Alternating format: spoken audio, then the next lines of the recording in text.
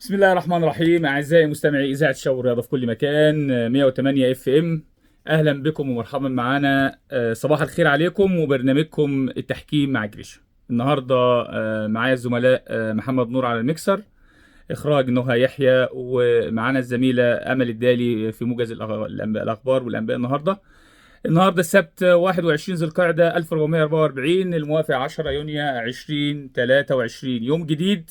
وبنتكلم على التحكيم في اسبوع فات، وبنتكلم على التحكيم في الفترة اللي جاية.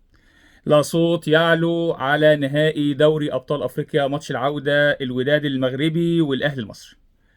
التحكيم شاغل بال كل الاهلاوية، شاغل بال كل مصر، سواء في ماتش الذهاب اللي فات او ماتش العودة اللي جاي. النهارده في برنامجنا هنتكلم في فقرات كتيرة هنقول عليها عشان يبقى المستمع معانا عارف احنا هنتكلم فيه. النهارده هنتكلم على تحليل تحكيمي النهارده لمباريات طبعا الاهلي والوداد، الماتش الذهاب اللي فات، واكيد هنتكلم على حكام ماتش العوده بكره والتخوف اللي موجود والكلام الكتير اللي اتقال على ماتش العوده وماتش الذهاب. وهنتكلم على التحكيم باستفاضه في ماتشي الذهاب اللي فات والعوده بكره الوداد والاهلي. هنتكلم على الزمالك والاتحاد السكندري، مباراه في الدوري المصري التحكيم فيها كان عامل ازاي، وبيراميدز وفاركو وفيوتشر وانبي، الداخليه وحرس الحدود، غزل المحله والمصري، سموحه وسيراميكا كليوباترا، الاسماعيلي وطلائع الجيش، اسوان والمقاولون العرب والاتحاد السكندري والبنك الاهلي. بنتكلم على حاجات كتيره في التحكيم النهارده. في التحليل هناخد فتره كبيره في التحليل النهارده تحكيميا. هنتكلم برضو فقره تانية على المؤتمر الصحفي اللي عمله رئيس لجنه حكام الاتحاد المصري لكره القدم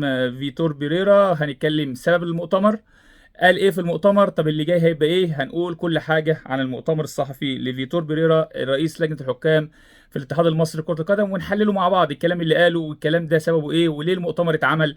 وفي الاخر احنا كحكام او تحكيم هنستفيد ايه من الكلام اللي اتقال. وهناخد في الاخر طبعا هناخد فقره كبيره النهارده مع مداخلات الساده المستمعين. هنسمع كلام كتير عن التحكيم معاهم، وهنجاوب على اسئلتهم. انت بتسال وجهاد جريشه بيجاوب في التحكيم. يعني اللي هيخش معانا في المداخله ان شاء الله على تليفونات اذاعه شو الرياضه هيكلم في التحكيم وفي صميم التحكيم، اسال وهنجاوبك ان شاء الله. تليفونات اذاعه شو الرياضه اللي معانا 257 56 977 و257 7 60 53. فاصل صغير ونرجع نبدا برنامجنا مع بعض.